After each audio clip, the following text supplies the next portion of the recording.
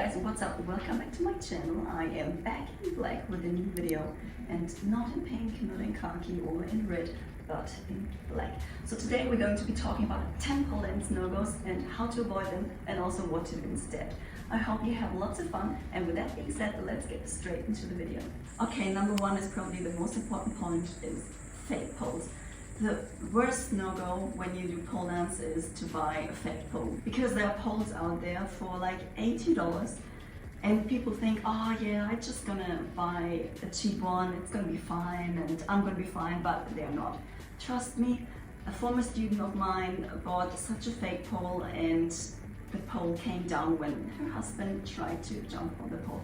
And that is so dangerous. If you ride a bike and you need a helmet, you wouldn't buy the cheapest helmet on the market, you would go for safety, and please do that. There are so many pole fails out there where pole dancers are so lucky that they didn't get hurt, but wow, it's so scary.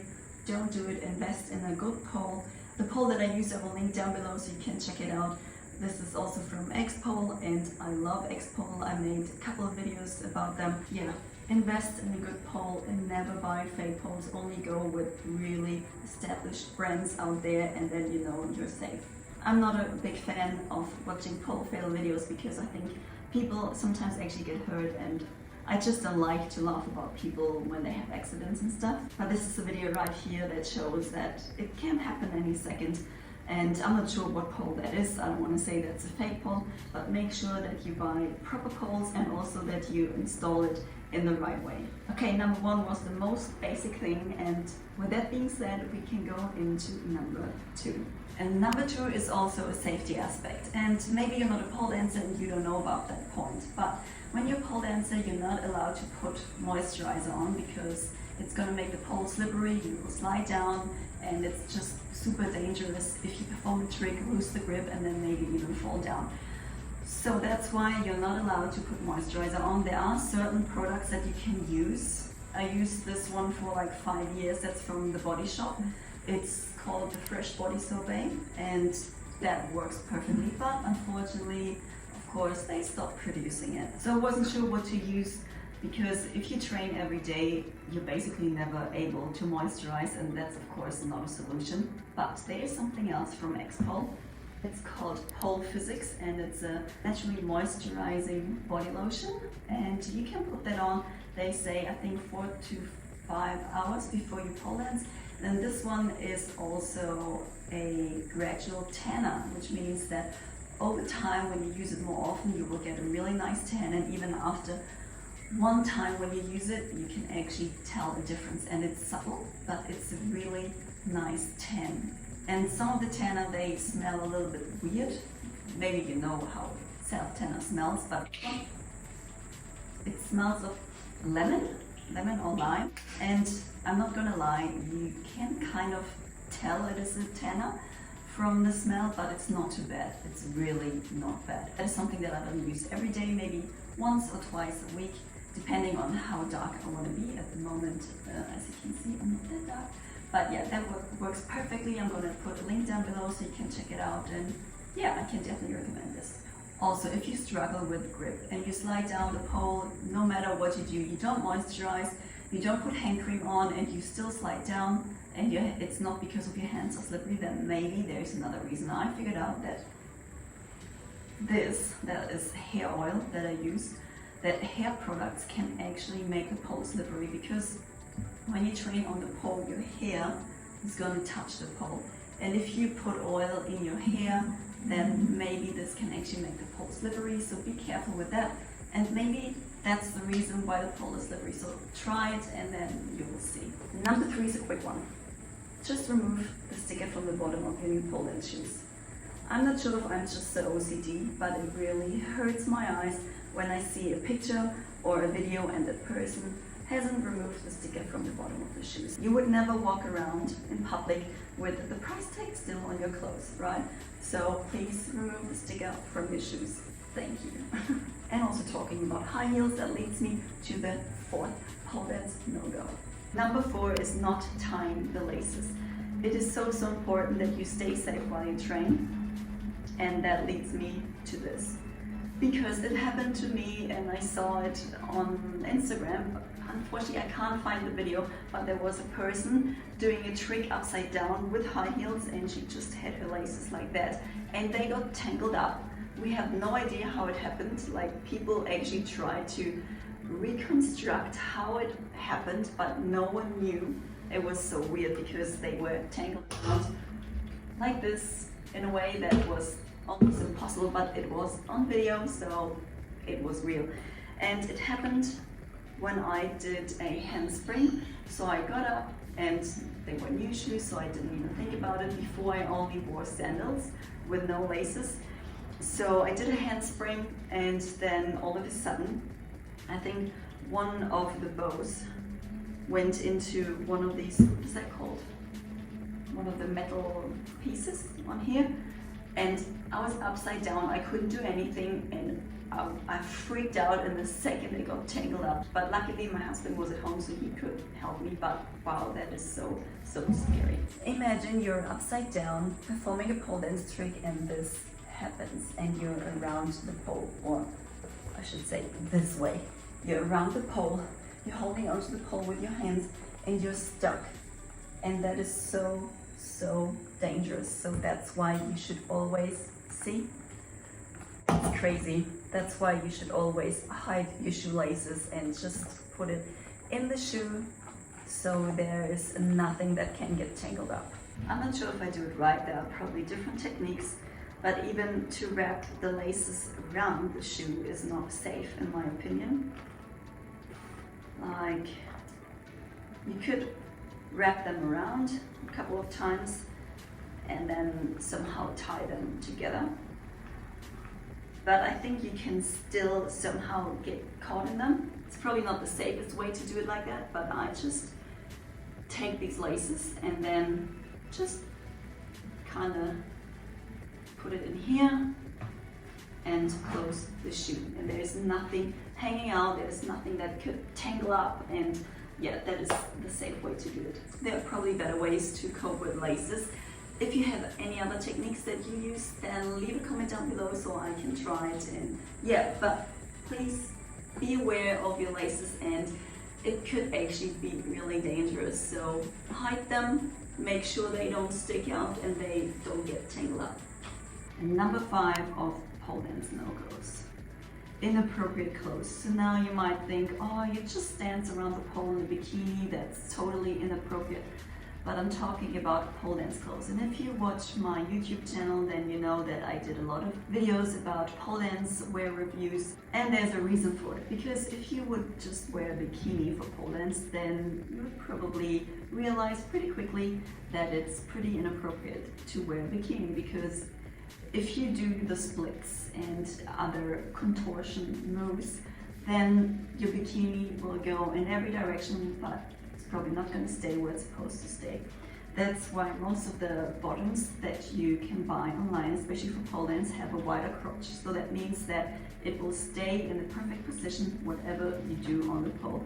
And that is super important, because you don't want to worry about revealing too much when you dance on the pole, and you just want to concentrate on pole dancing, on the technique. That's the number 5, wear appropriate clothes. And invest in good pole dance outfits. It's just so much fun to get pole dance outfits too, like, especially women, right? We can never have enough shoes or clothes. So yeah, I have a really big collection, but could be even more. Yeah, so that's why it's super important to find the right pole clothes. They should be too tight, not too loose. They should just sit, they should support your body type. Doesn't matter if you have big boobs, small boobs, if you're XL or XS. As we pole dancers, we have to wear less clothes as in different sports, because we need the contact with the pole. So it's even more important that the clothes are perfect, that they just sit where they're supposed to sit. So that's why I think you should always invest in appropriate pole clothes. Number 6, jewelry. I hope I pronounced that right. That's probably the worst word to pronounce for a non-English speaker, but yeah, I think you know what I mean. Something like this. And I'm only wearing these earrings now for the video. I wouldn't pole dance in them because it is dangerous. And also here on the pole, for example, X pole, there are holes in the pole. Oh my god, I don't even want to think about it, but you can imagine what I mean. It can be really painful. That's why it's super important to never wear jewelry on the pole. Not just because you would ruin the pole itself and scratch the pole, but also because of your own safety. With that being said, I have to admit that I have a belly button piercing and I never take it out for pole dance. And this actually might be a problem with these holes because this one would easily fit into that hole. I never had any issues. There's wood nowhere, but it is dangerous, and make sure that you reduce all the factors that can lead to injuries, which means jewelry, rings, or especially rings, chains, everything. Just take it off. I have to try it now. Yep, that would fit. Yeah, anyway, it's really dangerous, and please be aware that every time you pole dance, just take off your jewelry and then you're on the safe side. Number 7, we're almost there, guys. Number 7 is, what was it? Shit. Okay, yeah, number 7, not thinking pole tricks through. So the reason why I say this is that I'm guilty of that too. So once I did the Remi sit, I don't know how to pronounce it, but I did the trick once for the first time without heels, and then I was like, oh wow, that is so easy, and I did it the second time with high heels, and for some reason I got stuck on the pole. I was upside down, I had no idea how to get back up, and I was so stuck, I couldn't get up, I couldn't get down. I felt like I was stuck there, and the first second I was like, oh my gosh, the music is so loud, even if I would yell, no one would hear me, and I'm just gonna die because I'm gonna get a stroke, I'm upside down, too much blood in the head, and so on. I was just, I don't know, I was just freaking out. But it was a really, really eye-opening experience for me, because I wasn't really thinking of things that might happen, and I wasn't able to do the trick, but I just wanted to wear high heels to make it look nicer, and that wasn't very smart of me. So I want you that when you do tricks, especially when you're not trained in a studio, when you train at home, that there's always a person that can spot you, a person that is in the next room that you can at least get help pretty quickly. Use a crash mat. It is so important, because there might be that one mistake and that can end up really badly. So make sure that you're always safe, that you only wear high heels when you're able to perform the trick. And also think of emergency exits, that you just know, okay, how do I get out the trick? What if I lose grip? When you, for example, do a cross ankle knee release, what is the way to save yourself if you lose grip and you slide down the pole? It is so important, because sometimes we forget that pole dance is actually dangerous. It's an artistic sport, an acrobatic sport, and things can happen if you don't pay attention, if you're somewhere else with your head and you're not focused on pole dance. Once again, it can end really badly. So make sure you're always concentrated, you think your tricks through. That's the point that I really wanted to share with you. But yeah, now let's get straight into number 8. I take those no-goes and tips very seriously. I want to perform a pole trick, so that's why I take off my jewelry. So number 8, I'm totally guilty of this one, is, wait a second, performing a pole dance trick and then not having enough storage on the phone, which means that all of this wouldn't be on the camera. And do you know that feeling when you perform a trick, you're super proud of yourself, and you're like, oh my god, I can't wait to upload that video. I'm gonna be red like a tomato. Whew. And then you're like, I really want to share this picture, and I'm so proud of myself for being able to do this trick. And then you look at your phone, and then it didn't record because your storage was full. Oh my gosh, this is so annoying, and it's probably the worst feeling ever. And it even happened to me that when I filmed a YouTube video, because I'm filming with my phone, that there wasn't enough storage, and I was talking and explaining, and it's like, oh yeah, that was really good. And then I looked at my phone and it didn't record. And yeah, that is so disappointing. Don't be like me, don't do that. Always have enough storage on your phone. Number 9, guys, that's a point that I still haven't quite figured out yet. It is eating too much or eating too less before you pole dance. So when you think of pole dance, you're upside down, you train, you spin, which means that when you ate too much, you're gonna feel so sick, you're not gonna be able to lift yourself up, you will feel heavy and sluggish, and you're not able to pole dance. And if you're able, then it's probably not gonna be a nice training session. So it is important that you find the balance between eating too much and eating too less. You don't know that, but I have some issues with my stomach and an autoimmune disease, and I still haven't figured out when to eat, what to eat before pole dance, because sometimes I eat too less, and then I start having issues and I start to shake. It's like, oh my gosh, I really have to eat, and that shouldn't happen. But then sometimes I eat too much, and then I can't even do the warm-up because I think, wow, the food's gonna come out again. My doctor told me that I shouldn't eat 4 hours prior to pole, and 4 hours, that's a long time. Back then in Germany, I also had my day job, or like my part-time job, and then I taught pole dance, and it was impossible with shift work to find the right frame to eat, and yeah, it was a struggle. Now that I don't have that anymore, I still struggle. It is, I don't know, I think it's funny because you would think that after 6 years I figured it out, but I haven't. And I would really appreciate if you would leave a comment down below and just tell me how you do it. When do you eat? What do you eat? And do you have like a real schedule? Yeah, it would be really interesting for me to know how you do it. And yeah, but that's number 9, a no-go, eating too less or eating too much. Number 10, the final no-go that you should avoid is stop breathing. So that happens usually in the beginning when you learn pole dance tricks. For example, when you climb the pole, you hold onto the pole and you really want to use all your strength, and then it happens, you just stop breathing. But what do you need when you train?